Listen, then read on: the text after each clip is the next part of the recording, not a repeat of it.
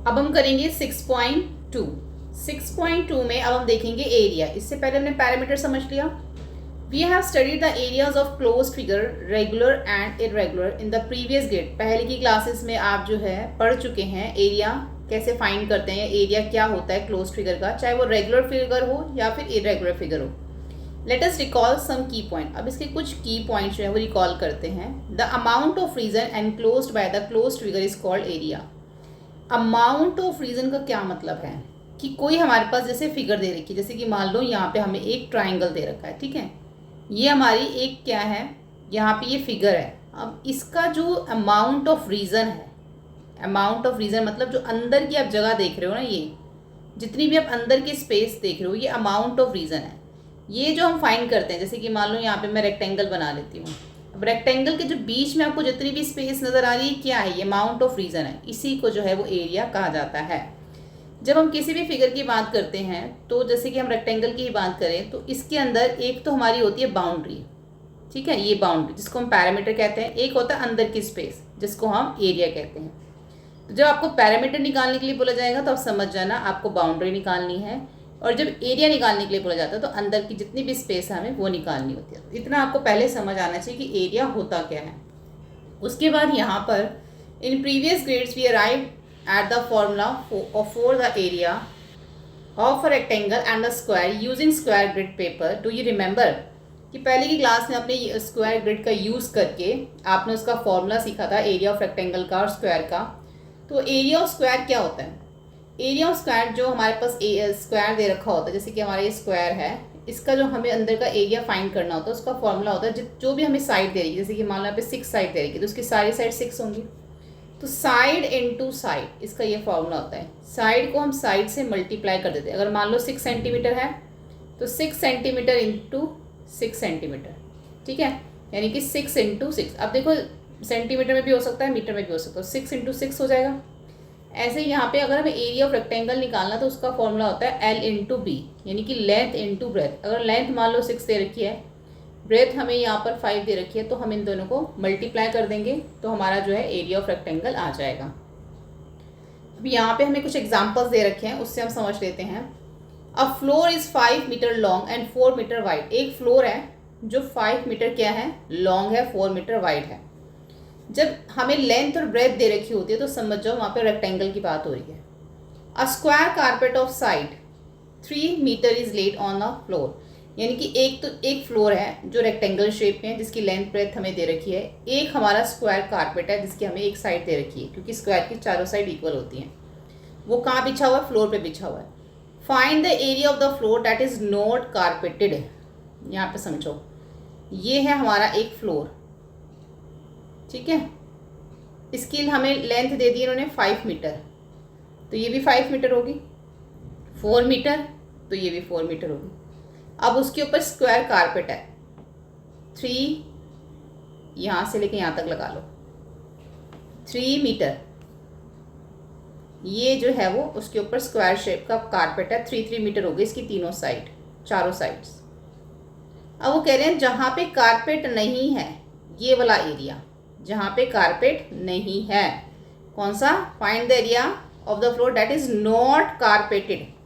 उस एरिया का उस जहाँ पे कारपेट नहीं है उसका हमें एरिया फाइंड करना है।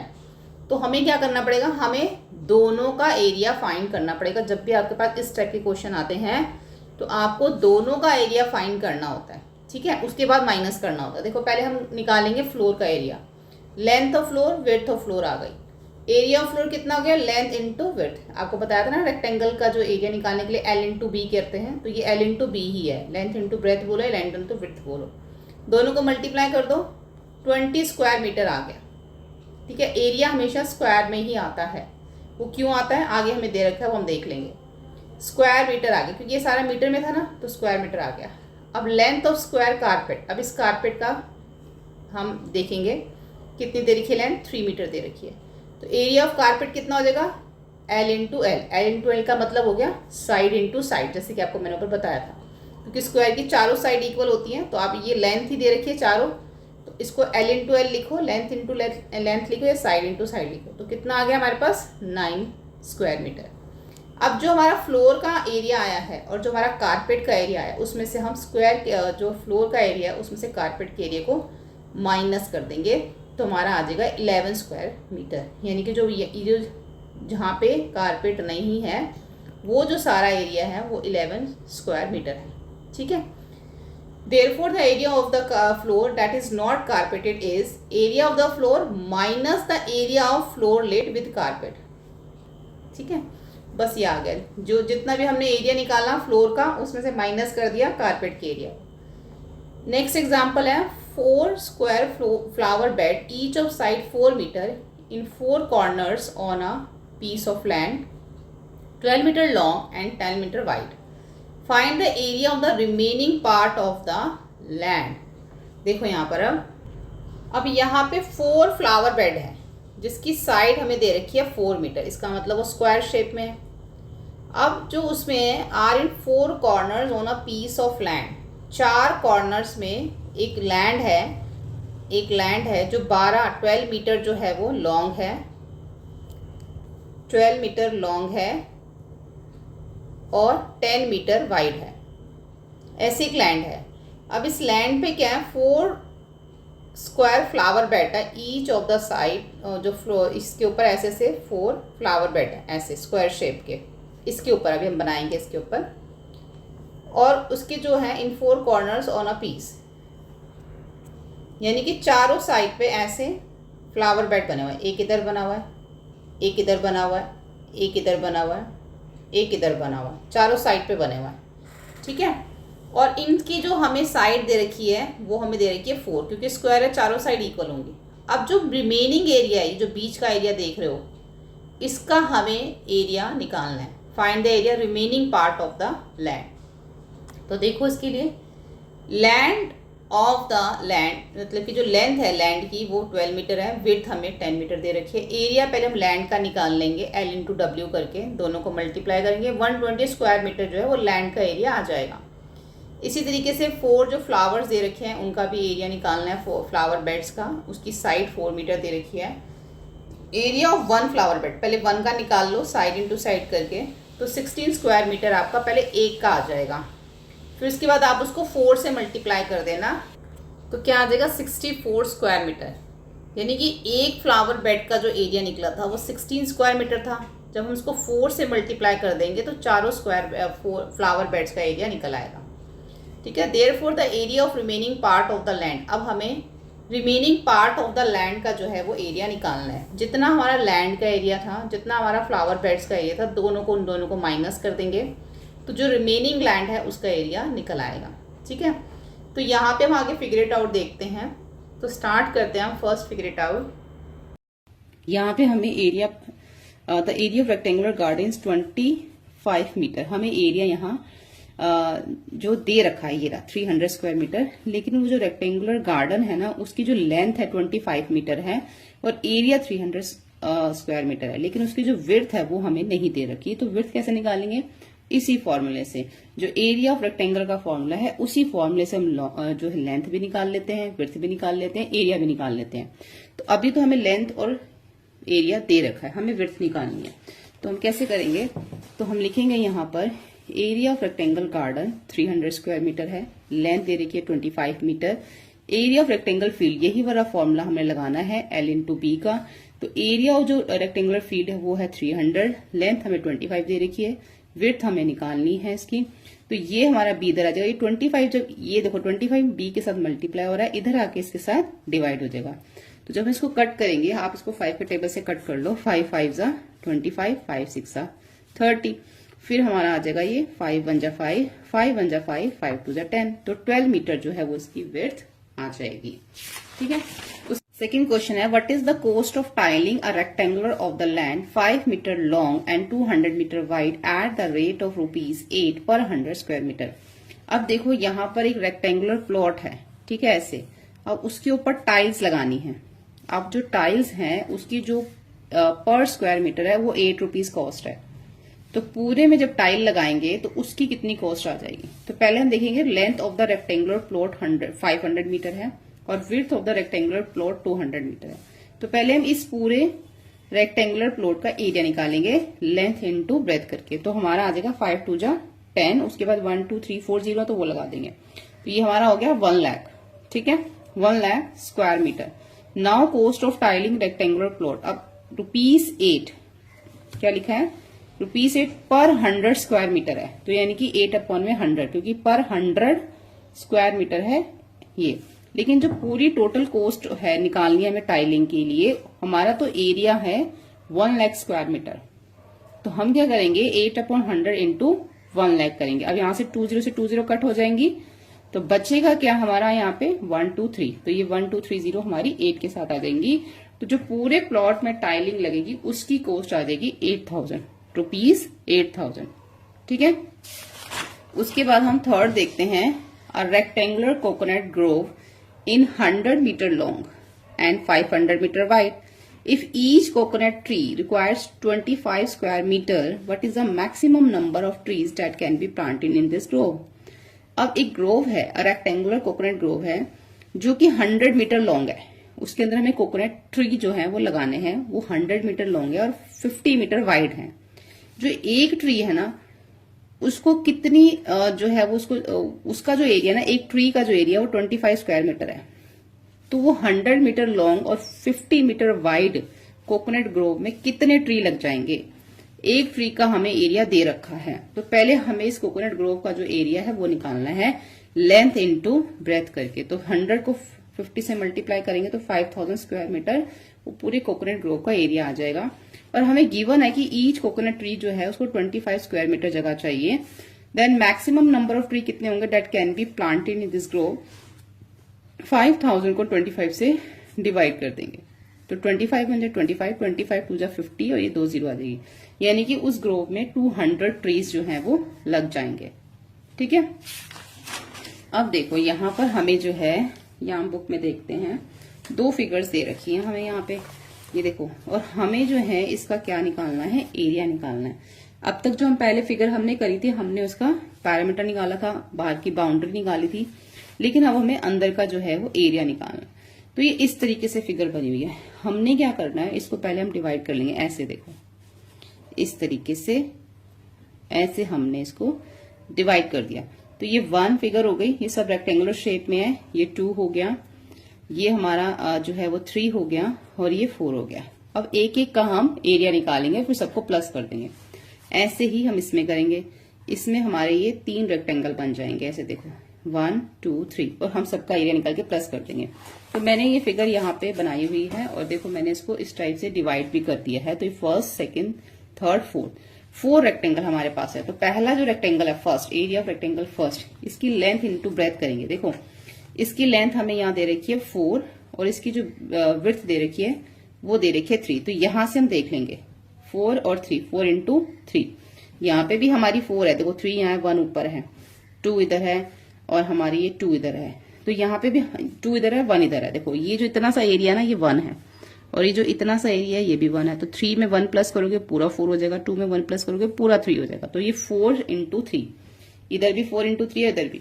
तो हम क्या करेंगे, इसको लेंथ इंटू ब्रेथ करेंगे, 12 स्क्वायर सेंटीमीटर फर्स्ट वाले का एरिया आ जाएगा। सेकंड वाले में 3 इंटू 2 करेंगे तो 6 स्क्वायर। अब सेकंड वाला जो था हमारा ये है, इसको 3 इंटू 2 करेंगे तो इसका आ जाएगा हमारा 6। थर्ड वाले में देखो ये हमारा पूरा 4 दे रखा है, ठीक है। और इसके साथ हमें यहाँ पे हमारा पूरा 4 है और ये जो है हमारा 1 है, ठीक है। तो 4 इंटू 1 करेंगे तो 4 स्क्वायर सेंटीमीटर आ जाएगा थर्ड वाले का। फोर्थ वाले का 3 इंटू 2 करेंगे तो 6 स्क्वायर मीटर आ जाएगा, सेंटीमीटर आ जाएगा, क्योंकि ये हमें मीटर में दे रखा है, ये सेंटीमीटर में दे रखा है। एरिया तो हमारा स्क्वायर सेंटीमीटर में, इधर सारा ये ना हमारा स्क्वायर सेंटीमीटर में है, ठीक है। तो ये भी हमारा स्क्वायर सेंटीमीटर है। तो यहाँ पे हमने फर्स्ट, सेकंड, थर्ड और फोर्थ सबका निकाल लिया। अगर हम फोर्थ वाला देखें तो फोर्थ वाला है हमारा 3 इंटू 2। तो ये जो है हमारा, ये हमारा 2 है और इधर से लेके अगर इधर तक देखो तो ये हमारा जो है वो 3 है। तो 3 इंटू 2 हमारा आ जाएगा 6। तो टोटल एरिया होल फिगर आ जाएगा, पहला हमारा 12 निकला, फिर 6 4 6 इन सबको प्लस कर दिया तो हमारा आ गया 28 स्क्वायर सेंटीमीटर। ठीक है, तो ये हमारा फर्स्ट फिगर ए फिगर है।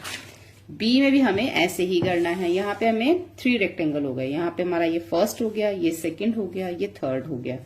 तो ऐसे ही पहले फर्स्ट का निकाल लेंगे, 3 इंटू 1, 3 इंटू 1 3 हो जाएगा।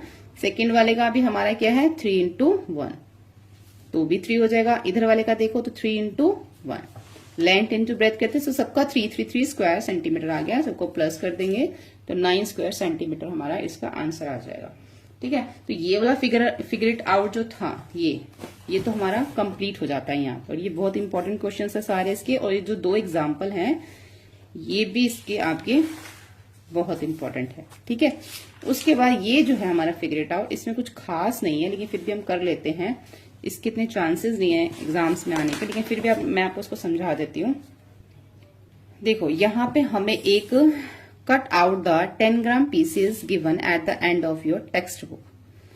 तो end of your textbook में आपका देखो ये दे रखा है, देखो ये दे रखा है आपका। ठीक है, इसमें क्या लिखा है, cut each shape along the white border. इसका जो वाइट बॉर्डर है इसको आपने कट कर देना, या को कट करने के लिए ही दिया गया। देखो यहां से ये आपने एक एक करके इसको कट कर लेना है। ठीक है, जब आप इसको कट करोगे ना तो आप देखो इसमें क्या देखोगे, देखो इस तरीके से हमने क्या करना है, इसको कट कर लेना। अब तो फर्स्ट हमें यहाँ पे क्या बोला गया है, explore the figure out how many pieces have the same area. अब कितने पीसीज ऐसे जिनका एरिया सेम है, तो हम चेक कर लेते हैं यहाँ पे। तो हमारे सामने ये पीसीज हैं, ये ए है और ये बी है। जब आप ए और बी को एक दूसरे के ऊपर रखोगे तो आपको इनका एरिया जो सेम दिखेगा। उसके बाद हमारे पास है यहाँ पे सी और ई। सी और ई को भी जब आप एक के ऊपर एक रखोगे तो इसका जो एरिया है वो भी हमारा सेम है। तो इसके लिए हम यहाँ पर लिख सकते हैं, इसके आंसर में आप लिखना, triangle A and B have the same area, triangle C and E also have the same area.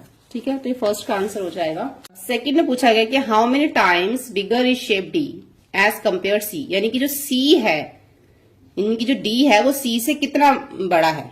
ठीक है, यानी कि ये जो डी है हमारा ये सी से कितना बड़ा है। अगर आप इसको उसके ऊपर रख के देखोगे तो देखोगे इसका डबल है, यानी कि डी जो है वो सी का डबल है। अगर सेम पीस हम इधर भी रख देंगे तो ये कवर हो जाएगा पूरा। तो डी क्या है, सी का डबल है। उसके बाद उन्होंने पूछा है what is the relationship shape C D और ई। अब ये जो 3 शेप्स दे रखी हैं सी डी और ई, इसमें क्या रिलेशन है, इसमें ये रिलेशन है कि जो सी और ई जो है वो देखो इनके दोनों सेम है, और इसी सी और ई को अगर हम डी के ऊपर रख देते हैं तो वो डी के भी इक्वल हो जाती है ना, वो इसके भी इक्वल हो जाती है। तो यहां पर जो है वो क्या आ जाता है कि जो शेप सी और ई जो है वो इक्वल है। ठीक है, इसको हम लिखेंगे कैसे, तो इसके आंसर में हम लिखेंगे shape D is 2 time bigger than shape C, clearly from figure area of shape C and E is equal to the area of shape D. ठीक है, यानी कि जो भी हमने इसमें फिगर देखी है कि पहली बार तो डी जो है वो किससे बिगर है, सी से, उसका डबल है, ट्वाइस है, 2 टाइम्स है। और इसी तरीके से जो हमने फिगर फॉर्म करी थी सी और ई को मिला के वो किसके इक्वल आ रहा था, डी के इक्वल आ रहा था। तो ये इसमें एक रिलेशनशिप है। उसके बाद देखते हैं हम इसका थर्ड है which shape has more area, shape D और F, give reason for your answer.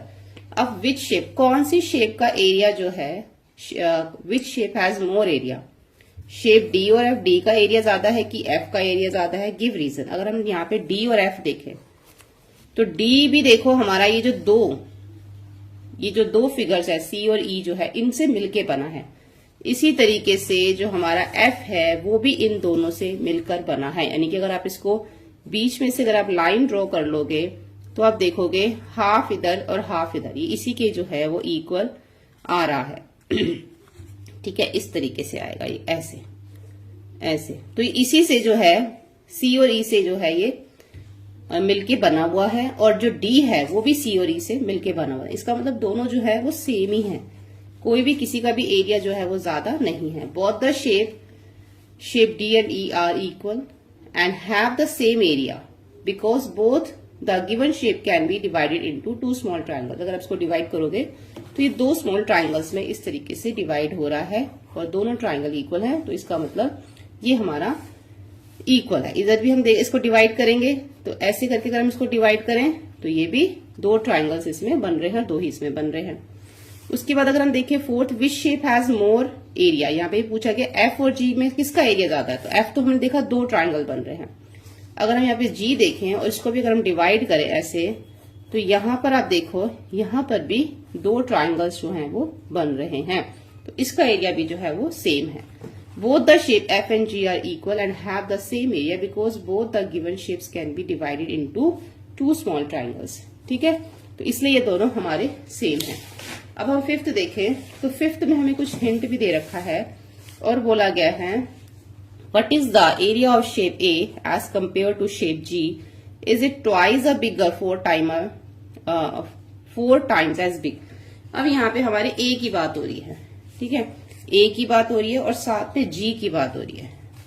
अगर हम इसमें देखें, देखो यहाँ पे अगर मैं इसको डिवाइड करूं इस तरीके से, ये ऐसे, तो ये टू पार्ट्स में डिवाइड होता है, ठीक है। लेकिन अभी ये हमारा क्या है, और भी ज्यादा डिवाइड हो सकता है, लेकिन इसके अंदर हमारे फोर ट्राइंगल्स बन सकते हैं, जबकि जी में हमारे टू ट्राइंगल्स बने हुए। अब यहां से अगर हम इसको डिवाइड करें, एक तो डिवाइड हमने इसको यहां से कर लिया है और एक हम जैसे मान लो यहां से इसको जो है वो डिवाइड कर देते हैं, तो दो ट्राइंगल इधर बन जाएंगे और दो ट्राइंगल हमारे इधर बन जाएंगे। तो कितने ट्राइंगल्स, इसमें फोर ट्राइंगल्स हो गए, जबकि जी में हमारे टू ट्राइंगल्स है। तो हम ये लिख सकते हैं, अगर हम दो जी यहां पर रखें, ठीक है, इसमें दो ट्राइंगल्स हैं, यानी कि अगर हम एक जी इधर रख दें और एक जी इधर रख दें तो हमारे एक ए बन जाएगा, ठीक है, क्योंकि हमें तो इससे जी के साथ कंपेयर करने के लिए बोला गया ना। तो यहां पर जो दो जी अगर हम रख दे, क्योंकि इसमें दो ट्राइंगल है, अगर दो ट्राइंगल हम इधर रख दे और यही जी हम इधर रख दे, दो ट्राइंगल इधर रख दे, तो हमारा ए कंप्लीट हो जाता है। इसका मतलब जो ए है जो वो क्या है, देखो shape A has the twice area of shape G, यानी कि जो ए है वो जी का ट्वाइस है, डबल है, ठीक है। अब ये देखो नीचे हमें दिया गया है, can you now figure out the area of big square form with all 7 pieces is term of area shape C. अब जो हमें ऊपर ये स्क्वायर दे रखा है, इसके अंदर हमें कितने सारे जो है ट्राइंगल्स दे रखे हैं, ये बिग स्क्वायर है, इसमें 7 पीसेज हैं, तो हमें क्या करना है, सी से कंपेयर करके सबका एरिया निकालना है। अब सी कहाँ है हमारा, जो सी है वो हमें, जैसे यहाँ पे सी और ई हमारे इक्वल हैं, जैसे ये सी है, ठीक है, तो इसी से हमने सबको कंपेयर करना है। यहाँ पे हम देख लेते हैं, सी को हम यहाँ पे मान लेंगे area of shape C equal C, ठीक है। तो सबसे पहले हम एरिया ए देखते हैं। अब जो सी है, जैसे कि हमने देखा था ए शेप में हमारे 4 ट्राइंगल्स आ रहे, तो ए में 4 ट्राइंगल्स है, 4 इंटू सी कर देंगे, क्योंकि सी से कंपेयर करना तो 4 सी आ जाएगा। बी को भी, बी भी हमारा ए और बी बराबर है, तो उसमें भी 4 ट्राइंगल है, 4 इंटू सी 4 सी कर देंगे। डी में हमारे 2 ट्राइंगल्स थे, तो 2 सी कर देंगे। ई हमारा सिंगल ट्राइंगल है, तो 1 सी आ जाएगा। सबको सी से ही करना है। एफ में हमारे 2 ट्राइंगल्स है, तो 2 इंटू सी 2 सी हो जाएगा। जी में हमारे 2 ट्राइंगल, तो 2 इंटू सी 2 सी हो जाएगा। अब हमने इन सबको प्लस करना है, 4 सी 2 सी 2 सी और 2 सी, तो 4 4 2 सी सी 2 सी 2 सी टोटल दे देगा 16 सी। तो हमें यहाँ पे इसका क्या निकालने के लिए बोला गया था, एरिया। तो इसका पूरे का एरिया क्या आया, 16 सी, जो कि हमने सी से कंपेयर करके निकाला है। उसके बाद है arrange these 7 pieces to form a rectangle, what will be the area of these rectangle in term of the area of shape C, now give reason of your answer. तो हमें इन 7 पीसेस को, अभी तो ये स्क्वायर शेप में है ना, इसमें दे रखा है, अगर हम इसको रेक्टेंगल शेप में इन 7 पीसेस को एडजस्ट करना हो तो फिर क्या एरिया होगा। तो देखो इस तरीके से हम इसको बीच में जो है बनाएंगे। एक रेक्टेंगल बना लो, रेक्टेंगल बना के, जैसे कि मैं आपको यहाँ पे रफली बना के दिखा देती हूँ कि मैंने कैसे बनाया है, ठीक है। सबसे पहले आप इसको इक्वल, जैसे मान लो आपने 6 लिया, वैसे तो मैंने 7 लिया हुआ, 3.5 पे एक डॉट लगा लो, ऐसे 2 इक्वल पार्ट्स में डिवाइड कर लो, एक लाइन इधर ड्रॉ करो, तो ये हमारा ए और बी बन जाएगा, जो कि दोनों इक्वल है। उसके बाद यहां पर एक स्क्वायर बनाओ इस साइड पे, 2 सेंटीमीटर का 1.5 ले लो, 1.5 चारों तरफ से, तो ये हमारा डी बन जाएगा। डी से हमें एक यहाँ पे एक लाइन ड्रॉ करो और एक इधर, तो ये हमारा एफ और ई बन जाएगा। उसके बाद एक लाइन और ड्रॉ करो यहां से, इस कॉर्नर से ऐसे, तो ये हमारा जी और एफ बन जाएगा। ठीक है, इस तरीके से। तो area of rectangle will B, अभी भी देखो वही आएगा, 16 टाइम्स ही आएगा क्योंकि ये इसके इक्वल है। अगर हम इसको सी से करें, यहाँ पे सी आएगा तो सेम ही तो रहेगा हमारा, क्योंकि शेप्स हमारे अंदर जो है वो इक्वल है। तो area of rectangle will be 16 times the area of shape C. Shape C से देखो तो वही 16 टाइम आएगा, because same shape are use to form a rectangle. Same shape ही तो हम यूज कर रहे हैं सी।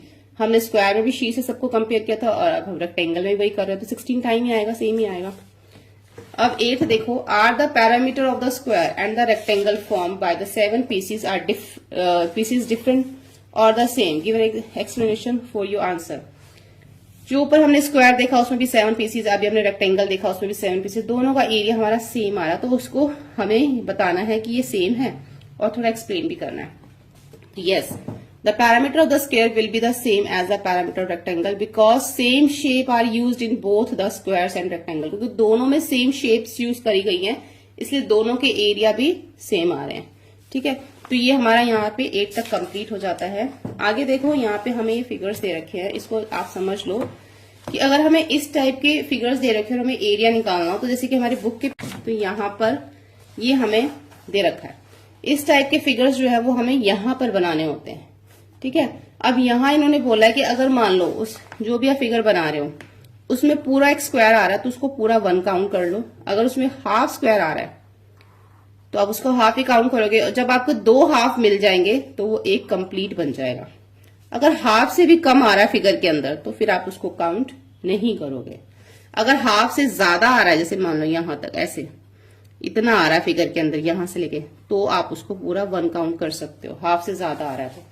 ठीक है, तो यही चीज इसमें लिखी हुई है यहाँ पर कि इन्होंने क्या लिखा है कि हम इसको कैसे एस्टिमेट करते हैं। The area of one full small square of the area of the one full small square of the square और graph paper is taken 1 square unit. आपने इसको लेना अगर पूरा कंप्लीट आ रहा है। Ignore portion of the area that are less than half square. अगर हाफ से कम आ रहा है तो आप उसको इग्नोर कर दो, फिर आप उसको काउंट मत करो। If more than half, half से ज्यादा आ रहा है तो आप उसको 1 काउंट कर सकते हो। If exactly half square is counted taking area half, अगर एग्जैक्टली हाफ ही आ रहा है तो उसको हाफ काउंट करो। 2 हाफ है तो फिर 1 हो जाएगा। ठीक है, यहां तक समझ आ गया आपको। अब देखो यहाँ आगे देखेंगे, यहाँ पे हमें इनके एरियाज हमें फिगर दे रखे, हमें एरियाज निकालने हैं। तो यहाँ पे हम देख लेते हैं, ये 1 स्क्वायर बन रहा है, ये 2 बन रहा है, यहाँ 3 बन रहा है और ये 2 हाफ है। तो 2 हाफ मिलके 1 बन गया, तो 3 + 1 हो गया। कितना हो गया इसमें? 4 स्क्वायर यूनिट हो गया।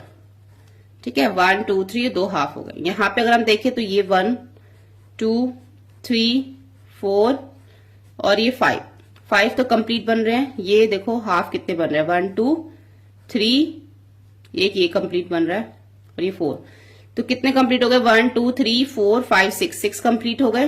हाफ कितने हैं? 1 2 3 4 5 6 हाफ है तो 3 कंप्लीट हो गए ना, तो इसको प्लस कर देंगे तो 9 स्क्वायर यूनिट हो जाएगा। हम इसको स्क्वायर यूनिट में क्यों लिखते हैं? क्योंकि ये जो 1 है ना, अभी हम इसको आगे करेंगे, वैसे नेक्स्ट टॉपिक यही है। तो ये हमारा हो गया 9 स्क्वायर यूनिट। जितने भी हाफ है 1 2 3 4 5 6 हाफ है तो 3 कंप्लीट हो जाएंगे। यहाँ पे देखो 1 2 और यहाँ पे एक बन रहा है 3 4 5, यहाँ पे 6, यहाँ पे 7 कंप्लीट हो गए। हाफ देख लो 1 2 3 4 5 6। एक बार फिर देख लेते हैं 1 2 3 4 5 6 के हो गए, तो कितने हो गए टोटल? यहां पर ये हो जाएंगे हमारे 10 हो जाएंगे, 10 स्क्वायर यूनिट। ठीक है, अब यहां देखो 1 2 3 4 5 6 7, 1 2 3 4 5 6 7 8 हमारे कंप्लीट हैं। हाफ देख लेते हैं, यहां से हमारे ऐसे ये हाफ बनेंगे। ठीक है, तो 1 2 3 4 5 6 हाफ है तो 3 कंप्लीट हो गए, तो हो गया हमारा 11 स्क्वायर यूनिट। ठीक है, इस तरीके से हम इसको करेंगे। अब यहां पर हमें दे रखा है कि why is the area generally measure using the square. हम क्यों इसको स्क्वायर में ज्यादातर हम जो एरिया स्क्वायर में क्यों देखते हैं, है ना, स्क्वायर्स में ही क्यों हम इसको एरिया पता करते हैं। एक देखो यहाँ पे लिखा है draw circle on a graph sheet with the diameter. आपने एक सर्कल ड्रॉ करना है जिसका डायमीटर आपने 3 लेना है। उसके अंदर फिर आपने काउंट करना है कि आखिर कितने जो हैं। अगर हम यहाँ देखें, हमें जो यहाँ पे दे रखा है, जैसे मान लो ये है, मैं रफली ड्रॉ कर लेती हूँ। मान लो मैंने यहाँ पे 3 सेंटीमीटर का ऐसे एक सर्कल ड्रॉ कर लिया। अब आप देखो इसमें कितने कंप्लीट स्क्वायर आ रहे हैं। ये तो मैंने रफली किया ना, आप वैसे करके देख सकते हो कितने कंप्लीट स्क्वायर आ रहे हैं। ऐसे ही चेक हम इसको करते हैं। Count the square and use then to estimate the area. उसी हिसाब से आप एरिया पता करो, जैसे कि हमने इसमें कंप्लीट वाले फिर हाफ वाले करके किए थे, फिर इसका जो है वो एरिया हम पता करेंगे। लेकिन यहाँ पे हम एक पिक्चर दे रखी है, ये देखो इस स्क्वायर के अंदर ये छोटे छोटे जो स्क्वायर्स है, ये जो बने हुए, ये देखो ये सारे जो है ना इस टाइप से बने हुए स्क्वायर ऐसे, उसके अंदर इन्होंने छोटे छोटे से सर्कल बना रखे हैं। तो इस सर्कल से क्या होता है, इस सर्कल से हमें ये थोड़ा सा समझने में दिक्कत होती है कि इसका एरिया कितना, क्योंकि बीच बीच में ना स्पेस छूट जाता है यहाँ पर ऐसे, उसको हम काउंट नहीं कर सकते। लेकिन अगर हम स्क्वायर ऐसे में करेंगे ना, इसमें ऐसे वाले शीट में, तो उसके अंदर जो भी चीज बनाएंगे, अगर हाफ होगा तो उसको हम फिर भी काउंट कर सकते हैं, 2 हाफ को प्लस कर दिया इस टाइप से। लेकिन इसमें हम पता नहीं लगा सकते, इसमें स्पेस बच जाता है साइडों में। तो ये चीज इन्होंने यहाँ पे समझाई है। As you can see circle can't be pack tightly, ये पैक टाइटली नहीं हो सकते without gap in between, so it's difficult to get an accurate measurement of area using scale as unit. फिर हम इसमें एरिया पता नहीं कर सकते। Here the same rectangle is, लेकिन अगर हम रेक्टेंगल देखें, जैसे हमने पीछे देखा, here the same rectangle is packed in 2 different way with circles. The first one has, अब इसमें तो 42 सर्कल है और इसमें 44 सर्कल्स है, ठीक है, लेकिन फिर भी हम इसका एरिया पता नहीं कर सकते। अब बोला try using different shapes triangle and rectangle to fill the given space without overlap the gap and find out the merits associated with using the square shape to find the area rather than the another shape. List out the point and make the square best shape to use the major area. Find the area square meter, the floor outside of the corridor. जैसे कि आप अपने घर का corridor या कहीं का भी कॉरिडोर स्क्वायर मीटर से पता कर सकते हो, क्योंकि जो हमारा ये एक होता है ना, ये एक स्क्वायर, इसको हम 1 स्क्वायर यूनिट काउंट करते हैं। तभी तो हम यहाँ पे इसको स्क्वायर यूनिट में लिख रहे थे, क्योंकि कितने हो रहे हैं, 1 square unit, 2 square unit, total मिला के 10 स्क्वायर यूनिट्स हैं, ठीक है। तो इसी तरीके से आप अगर स्क्वायर यूनिट से आप पता लगा सकते हो एरिया अपने कॉरिडोर का, या फिर आप अपने स्कूल का प्लेग्राउंड का भी पता लगा सकते हो कि कितनी जगह उसमें है, ठीक है, स्क्वायर मीटर से ही। ये हमारे यूनिट्स हैं, इसलिए हमने यहाँ पे यूनिट लिखा। जब भी हम एरिया निकालते हैं, या तो वो स्क्वायर सेंटीमीटर में आता है, स्क्वायर मीटर में आता है, स्क्वायर यूनिट में आता है, ऐसे ही आता है ना स्क्वायर करके। क्यों आता है? क्योंकि वो हम उसमें उसको मेजर करते हैं। उसके बाद लिखा है on the square grid paper, जो स्क्वायर ग्रिड पेपर आपको पीछे दिखाया, उसका मतलब होता है 1 स्क्वायर का मतलब होता है 1 स्क्वायर यूनिट, ठीक है।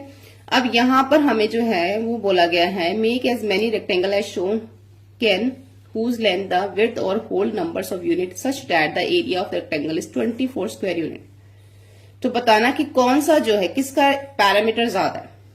अगर हमें 20 स्क्वायर यूनिट का एक हमें दे रखा है, तो उसके अंदर अगर हम पैरामीटर बनाते हैं, ठीक है, जैसे कि मान लो ये जो पीछे हमें पेपर दे रखा है, इसके अंदर यहां पर तो 24 है ये, मान लो, वैसे तो ज्यादा लग रहा है, देखते हैं 1 2 3 4 5 6 7 8 9 10 11 12 13 14 15 16 17 18 19 20 21 22, 24 ही है। तो इसके अंदर जो अब हमें शेप बनाने के लिए बोला गया है, कौन सी रेक्टेंगल शेप बनानी है, तो बताना कि किसका पैरामीटर ज्यादा है। अब हम किस तरीके से इसको जो है वो बनाएंगे। देखो हमें 24 बोला गया ना, तो 24 के पहले फैक्टर लिख लो, 1 into 2 24, 2 into 12 24, 3 into 8 24, उसके बाद 4 into 6 24, उसके बाद तो 24 किसी टेबल में नहीं आता। तो जो पहला 1 into 2 है, ठीक है, और वो हमारा 1 into 12 आएगा, सॉरी, और यहाँ पे आएगा ये 24 आएगा ना, पहले वाला 1 into 24 24, 2 into 12 24, तो पहला 1 into 24 है। तो यानी कि आप इसको यहां से 1 ले लो, और ये पूरा 24 है ना, तो पूरा आपने जो है इसको स्केल से ऐसे पूरा आपने इसको बना देना है, ठीक है, आपने इसको स्केल से बनाना है। तो ये आपका फर्स्ट रेक्टेंगल बन गया 1 into 24 का, ठीक है, इस तरीके से। उसके बाद 2 into 12, यानी कि अब आप यहां से 12 ले लो, यहां से 2 ले लो, यहां से ये 2 ले लिए, 1 2 3 4 5 6 7 6 ले लो ना, ऐसे 1 2 3 4 5 6, तो ये 12 6 हो गया, फिर 7 8 9 10 11 12 यहां तक आ जाएगा ये तो ये हो गया 2 इंटू 12, इधर से 2 इधर से 12। अब है 3 इंटू 8, तो यहां से ले लो फिर 1 2 3 ले लिया, 1 2 3 4 5 6 7 8, ये 8 ले लो यहां से, ये हो गया हमारा 3 इंटू 8। अभी इसका पैरामीटर भी निकालेंगे, 4 इंटू 6 1 2 3 4, यहां से ले लो 4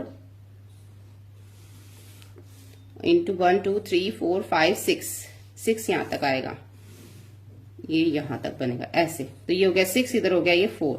ठीक है, ये बन गया। पैरामीटर निकालने का क्या फॉर्मूला है रेक्टेंगल के, 2 इंटू एल प्लस बी, तो जो हमारा यहाँ 24 वाला क्या निकलेगा 2l प्लस बी, तो 2 की जगह 2, लेंथ कितनी है इसकी, लेंथ हमने देखी ना कितनी है इसकी 24, और ब्रेथ कितनी है 1, तो 24 को 1 से प्लस करेंगे तो कितना आएगा 25, इसको 2 से मल्टीप्लाई करेंगे तो कितना आएगा 50, यानी कि इसका एरिया कितना निकला, सॉरी पैरामीटर कितना निकला हमारा 50। और इसका पैरामीटर निकालते हैं, इसके अंदर ही कर देती हूं मैं, 2 इंटू एल प्लस बी, 2 की जगह 2 एल प्लस बी, तो कितना हो गया 12 2 14, 14 को 2 से मल्टीप्लाई करो 28, और सारा किस में आएगा, ये हमारा ये पैरामीटर है। ठीक है, तो ये हमारे 50 यूनिट्स हो गए। हम स्क्वायर तो निकाल नहीं रहे, पैरामीटर निकल तो 28 यूनिट हो गए, एक एक यूनिट। यहाँ पे 8 इंटू 3, तो यहाँ पे आ जाएगा 2l प्लस बी, ठीक है 2, और यहाँ पे ये 3 है ना, 3 प्लस 8 हो जाएगा ये, तो यहाँ पर हो जाएगा 8 और 3 को प्लस करेंगे तो 11, और यहाँ पे 2 से मल्टीप्लाई कर देंगे तो 22 यूनिट्स हो जाएगा। उसके बाद 6 और 4 हो जाएगा, 2 इंटू एल प्लस बी, तो यहां पर आ गया 6 प्लस 4 10 हो गया, और इसको 2 से हमने मल्टीप्लाई कर दिया 20 यूनिट आ गया। ठीक है, इस तरीके से हम इसको करेंगे। ऐसा ही जो है ना नेक्स्ट क्वेश्चन हमें यहाँ पे दे रखा है, अभी हमने 24 स्क्वायर यूनिट से किया ना, अब हमें 32 स्क्वायर यूनिट से करना है। ऐसे आपने शेप्स बनानी है, तो बताना था कि सबसे जो बड़ा जो ग्रेटेस्ट पैरामीटर है वो किसका है, शेप ए का, क्योंकि वो क्या आया था 50 यूनिट आया था, है ना, तो शेप ए का है ग्रेटेस्ट। और स्मॉलेस्ट किसका आया था, हमारा सबसे छोटा आया था शेप बी सी का। पहले हम इसमें अलग अलग नेम दे दो आप इसको, शेप सी। यहां से हम देख लेते हैं हमने जो ये पीछे अभी बनाया है, देखो इसको नेम दे दो, ये हमारा शेप ए हो गई, ये शेप बी हो गई, ये शेप हमारी सी हो गई, और ये हमारी हो गई शेप डी हो गई। तो शेप ए और डी का हो गया, क्योंकि डी का सबसे छोटा है ना, तो हम लिखेंगे शेप डी। वो तो आपके ऊपर है कि आप शेप को क्या नेम दे रहे हो। अगर आप शेप को सी नेम दे रहे हो या आप शेप को बी नेम दे रहे हो, तो कोई भी शेप, अगर आपने इसको जो भी नेम दिया था वो लिख लेना। हो सकता है कि आप ए बी सी डी अपनी मर्जी से किसी को भी जो भी नेम देना चाहो दे लो, लेकिन फिगर सामने बना होना चाहिए, तभी आपकी मैम उस फिगर को देख के, उस नेम को देख के चेक कर पाएगी कि जो आपने उस फिगर को नेम दे रखा है वही आपने सही लिखा कि नहीं लिखा। ठीक है, तो मैंने जो सबसे बड़ी वाली फिगर उसको नेम मैंने उसको शेप ए का नेम दे रखा था, और जो सबसे छोटी वाली फिगर उसको शेप डी का नेम दे रखा, तो मैंने ए और डी लिख दिया। इसी तरीके से आपको जो है ये 32 स्क्वायर सेंटीमीटर वाला आप करना है, जैसे मैंने वो बनाया है। 32 के पहले फैक्टर्स निकाल लेना, तो क्या आएंगे 1 इंटू 32, फिर 2 से करोगे तो 32 जो है यहाँ पे जाएगा 16 से, क्योंकि 16 टू जो 32, उसके बाद 3 से ये नहीं जाएगा। अब हम देखते हैं 4 से, और 4 8 जा 32। तो इस तरीके से 3 रेक्टेंगल्स आपके बनेंगे, जो 1 इंटू 32 का बनेगा, 2 इंटू 16 का, और 4 इंटू 8 का। फिर आप इसका जो है 2 इंटू एल प्लस बी का फॉर्मूला लगा के आप इसको कर सकते हो। ठीक है।